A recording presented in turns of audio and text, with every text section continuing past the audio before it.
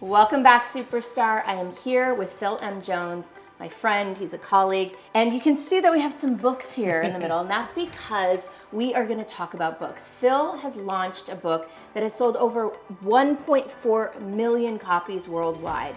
And I wanted him to tell us about how to sell 1 million books.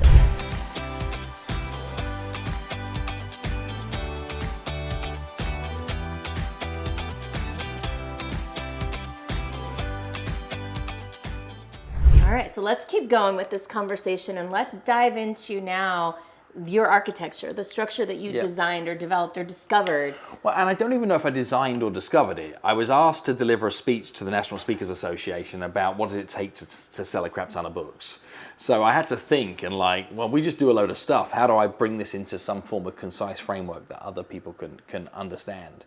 And we put it into 10 steps. I'm not certain I got the steps in the right order, but there are 10 things worthy of talking about that are worthy of note in order to be able to have success and long-term success with the book. And I think the first is to write wide and then narrow, and then edit narrow. Okay. What do I mean by that is, yes, you can write your material for everybody. Have everybody you want to help in mind. Have this big, broad vision of the fact that this is going to change the world. Love that. Go for it. Think it can be for as many people as possible. But once you've finished with your manuscript, you have to edit it back narrow.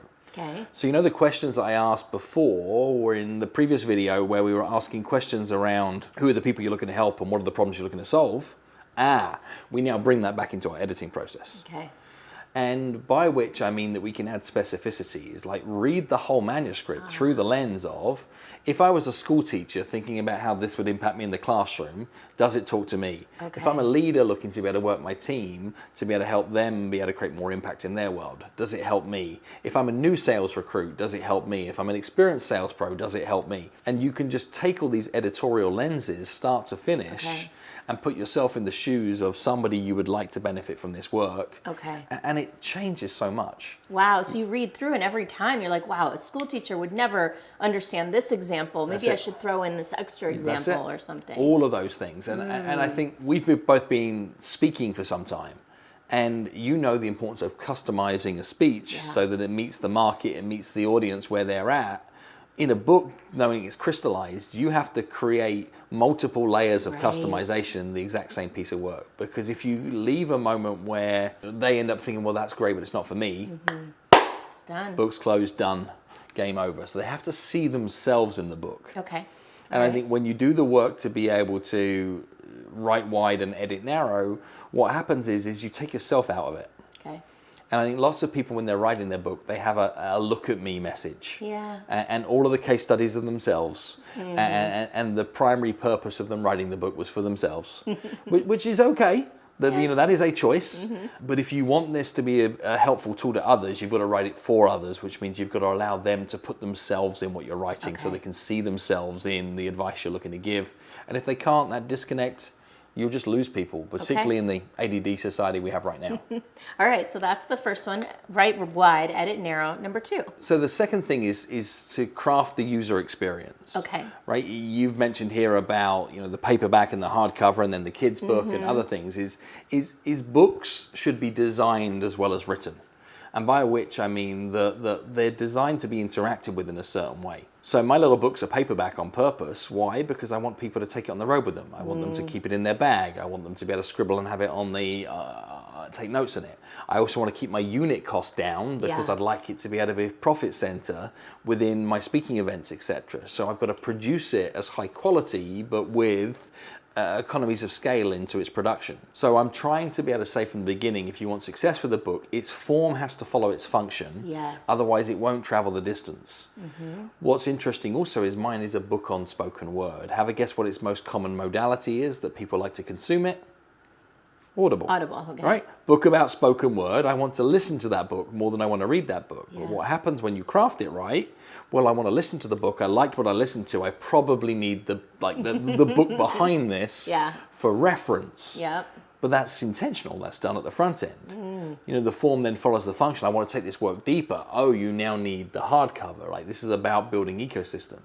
We add to this and we have form following function with now workbook that you can plug into and go through with a guide.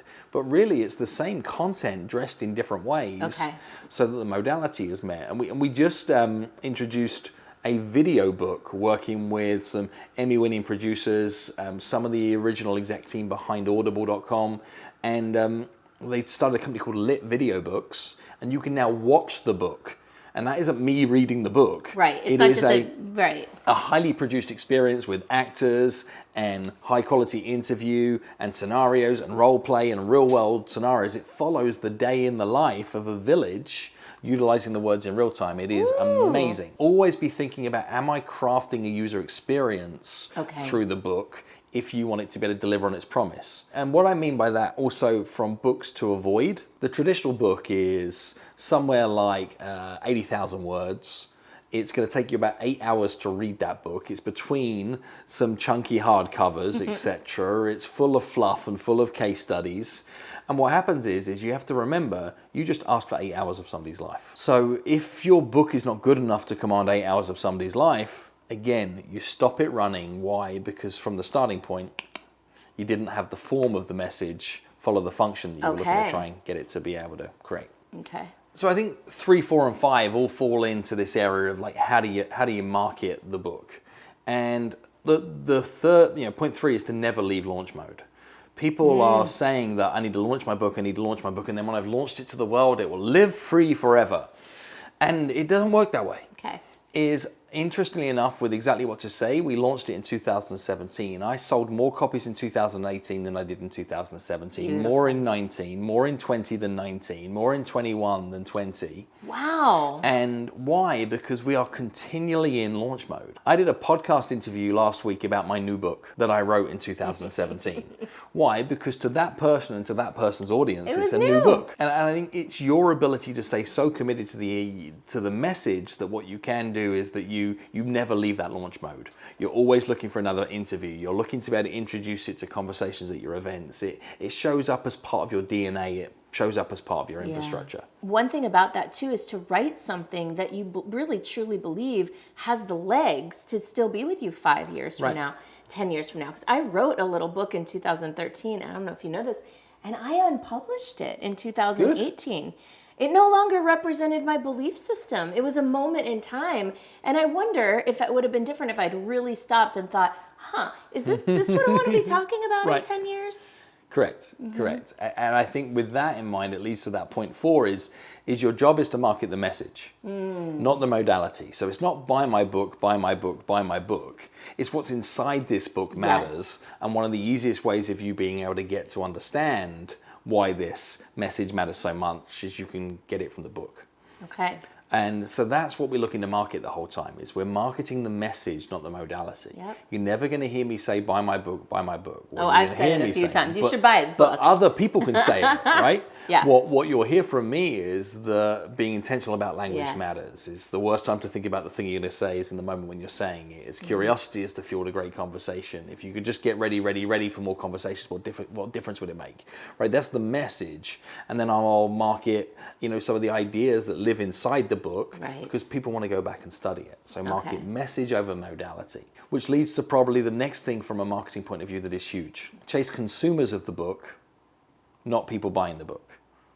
Okay. So that means you want people to read it, experience it. If the number one thing that sells books is somebody saying, I read this book and you should read it too, quit on the idea of selling books. The mistake I see people make at launch is like, I'm doing all these launch offers, buy 12, get this, buy 15, get that, buy 50, get the other. You know what happens with most of those books? They live under desks. Like people don't get them and free them into the world. And if they do, they're given away cheaply. Oh, my friend just wrote a book. You have a book. You have a book. You have a book. And they don't get read. And because they don't get read, they don't get shared. Okay. So your objective, if you want it to run the distance, is to get people to experience your book, to consume the book, because once they've consumed it, they'll share the experience. Failure to consume is another dead end. So we're just really in these 5 steps is looking at avoiding dead ends. Is that the 5th step? All right, so meet us on the other side and we will continue with the other 5 steps. Staying on this idea of being fully committed to the message, point 8 is about going bigger than the book. So if you care about what's inside the book, you have to care about the impact of what's inside the book outside the book. And that means that you need to be writing articles about where this is showing up in the real world. To use my example of exactly what to say, I have to care about any time people are using language intentionally.